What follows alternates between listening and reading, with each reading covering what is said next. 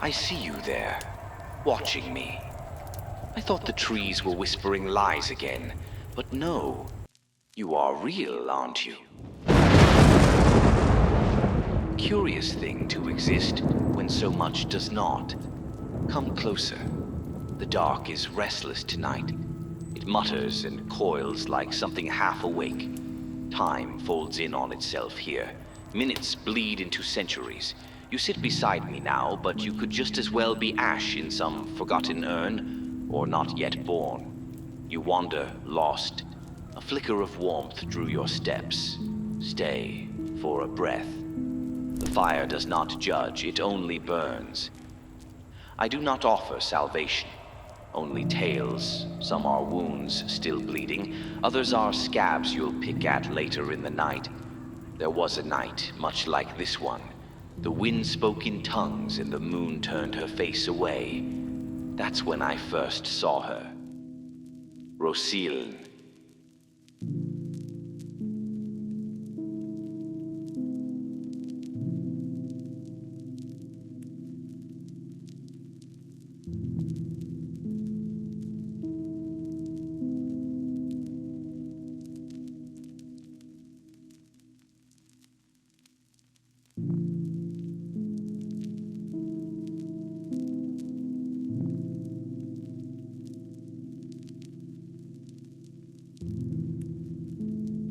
She clung to hope the way bones cling to meat in the grave, out of habit more than faith. Her world had soured, curdled with indifference. Her mother was drifting, unraveling thought by thought. Not a sickness of the body, but of memory. 1,000 tiny deaths, one forgotten name at a time. The girl, desperate, carved her plea into skin and offered it to the abyssal witness. Yes, the trickster wrapped in shadow and scripture, who hears every prayer like a man hears a scream in the dark. Curious, but unmoved. Give her mind back to her, she begged. Let her remember me. The witness, ever amused, obliged, but his gifts are like mirrors dipped in blood. Reflecting truth, yes, but warped and drowning in red. Her mother awoke laughing, not with joy, but with a laugh that rattled in her ribs like something trying to escape. She remembered her daughter, but also the womb, the confinement, the blood. She remembered the worst, only the worst, the forceful conception, the excruciating labor, the quarrels, the sacrifice, the envy of youth. The mother saw her child as nothing but a parasite. That motherhood was a slow murder. She remembered only the hate. In the grip of a savage, unearthly fury, Rosiln's mother drove her hand deep into her own chest. The sickening crack of bone splitting the air as she wrenched free a rib. With the jagged bone held like a grotesque spear, she tore Rosiln's eye from its socket, the cruel twist of her hand leaving a trail of blood in the air.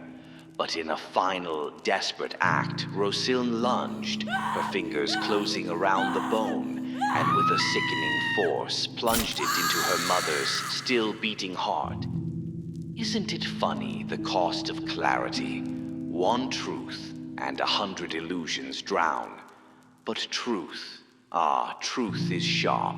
Crushed by her own grief, the girl knelt beneath the withered oak, gripping her mother's rib. With a final, desperate cry, she drove it into her chest. Blood poured into the earth, and the tree, ancient and hungry, drank deeply from her sacrifice. And beneath that cursed bough, something grew. Not redemption, not peace, just green, as if the soil forgot the sorrow.